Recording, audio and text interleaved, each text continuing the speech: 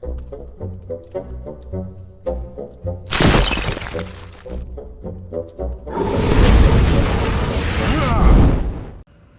everybody, it's me, Riffraff Hornhelm, and I'm back again with another presentation from the Dwarven Vault, and today we have a monster review. Now today we're going to take a look at the Giant Eagle, and that's as it brought to us from the original monster manual for use with basic Dungeons & Dragons and Advanced Dungeons & Dragons, or what's typically called 1E today. Yeah, look it up. So, in any case, the Giant Eagle. Now, the giant eagle is obviously a very large eagle. Um, there's no question that it was heavily influenced by the works of J.R.R. Tolkien, especially in relation to both The Hobbit and the Lord of the Rings trilogy. Um, and you can tell it's kind of modeled after that. They have an average intelligence. They're neutral. And of course, they have, a claw bite attack. It's like 1 to 6, 1 to 6, 2 to 12, something like that. They do have one additional ability, and that's if they dive on somebody, they attack only with their claws, no bite attack. And they're +4 to hit if they dive on something. And they do double damage for each of the claws, so it's like 2 to 12 for each claw, which is nice. Now, they can carry up to 2,000 gold pieces weight, and because they are of average intelligence, you can have discussions with them. Now, they're another one of these beings that uses some telepathy in order to talk to people or communicate ideas or something like that. And of course, a giant eagle, like many other creatures in D&D, their progeny, eggs, etc., have a high value, hundreds if not thousands of gold pieces.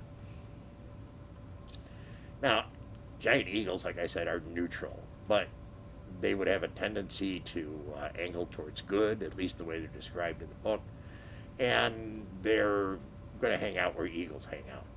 So, big forests, riverbanks, hills, this kind of stuff, and you know, yes, you can get them in large groups up to, I think it's 1 to 20, which I think is kind of a lot, but okay.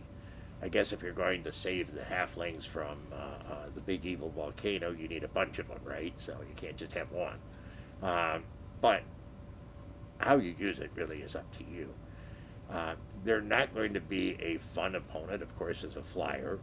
But at the same time, they don't have any resistance to magic. They can be struck with normal weapons.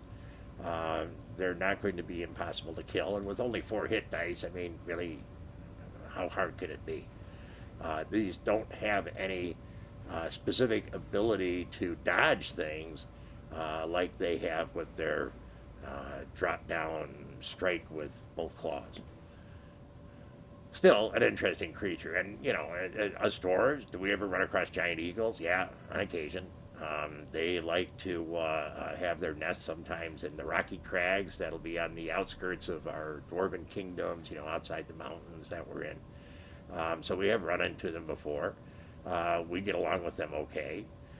What we find is number one, if they're in their nest, don't disturb them. And if you really want to do anything good, well, bring them some food. Bring them a dead sheep or something like that. Works really well. So we get along with giant eagles. There's not that many there, but we don't have any issues with them. Now, of course, in the gaming world, what's it like? We went out to the greater Hornhelm community and asked the DMs and the players and said, hey, what about the giant eagle? What do you think of them as a creature, and what kind of ranking would you give them? And the DMs came back and they were pretty solid on this and said, yeah, maybe a 3 to a 4. I would tend more to a 3 to 3.5 myself, but yeah, okay. And really, in talking to the players, they tended to be a bit lower. It came back as 2.5 to 3.5. They said that sometimes they were useful when they would run into them, but they also said that they were difficult to talk into, to negotiate with, to do things. as the one person told me, he says, I'm no Gandalf, so I couldn't do it.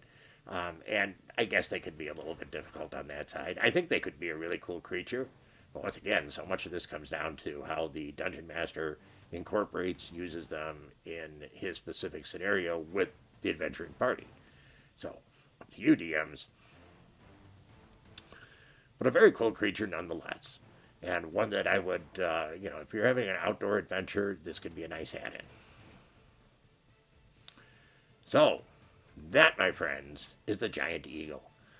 We hope you found today's presentation to be interesting, entertaining, educational, all that kind of good stuff. If you did, please be so kind as to leave us a like. Consider subscribing if you haven't.